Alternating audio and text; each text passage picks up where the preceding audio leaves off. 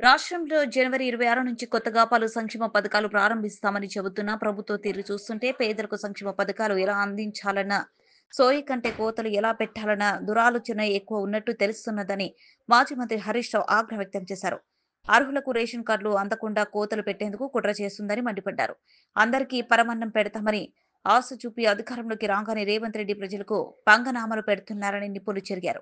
ప్రజా పాలనలో ప్రజలు ఇచ్చిన దరఖాస్తులు ఆన్లైన్లో పెట్టిన అప్లికేషన్లు బుట్ట దాఖలు చేసిన సర్కారు ఇటీవల కులగణన సర్వే ఆధారంగా లబ్ధిదారుల లిస్టును రూపొందించి గ్రామాలకు పంపిందని, ఆ జాబితా ఆధారంగా మరింత మందిని తగ్గించాలని ఆదేశాలిచ్చిందని ఆగ్రహం వ్యక్తం చేశారు.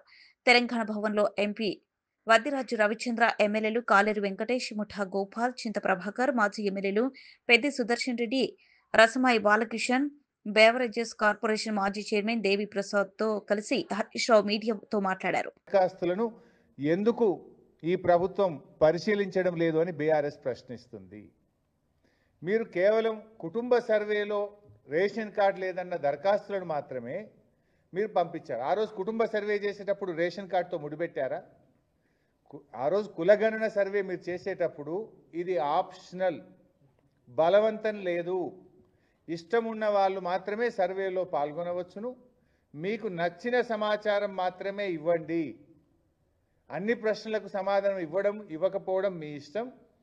మీకు నచ్చిన సమాచారం మాత్రమే ఇవ్వండి అని ఆ రోజు ప్రభుత్వం చెప్పింది. మరి ఆ రోజు కులగణన సర్వేలో కొంతమంది పాల్గొనలేదు, కొంతమంది రేషన్ కార్డు ప్రస్తావనదే లేదు. ఇవాళ దాంట్లో మీరు లేరని చెప్పి కోతలు పెట్టడం ఎంతవరకు సమంజసం? కులగణన సర్వేకు రేషన్ కార్డుకు ముడిపెట్టడం ఎందుకు అంటున్నా నేను. ప్రజాపాలనలో ఇచ్చిన దరఖాస్తులు ఎక్కడ పోయినాయి? ఆన్లైన్లో మీ సేవలు అప్లై చేసిన దరఖాస్తులు అలాగే ఉన్నాయి కదా.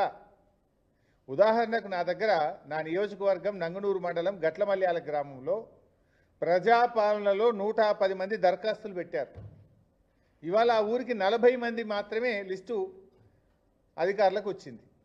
అధికారులను అడిగితే మాకేం తెలియదు సార్, ఇది ప్రజాపాలన దరఖాస్తులు కావు, ఇవి ఆన్లైన్ దరఖాస్తులు కావు, హైదరాబాద్కి వెళ్ళి మాకు ఈ పేర్లు ఇచ్చిండ్రు 40, వీళ్ళు అర్హులా కాదపై కింద చెక్ చేయమన్నారు అంటున్నారు.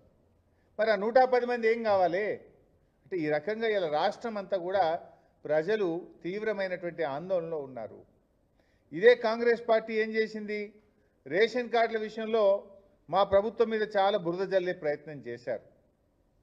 నిజంగా చెప్పాలంటే బీఆర్ఎస్ ప్రభుత్వం వచ్చిన తర్వాత 10 ఏళ్ల కాలంలో మేము 6,47,479 రేషన్ కార్డులు ఇచ్చాం. 6,47,479 రేషన్ కార్డులు ఇచ్చాం.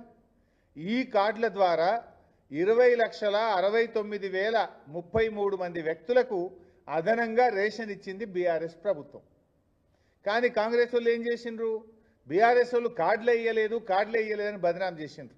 కానీ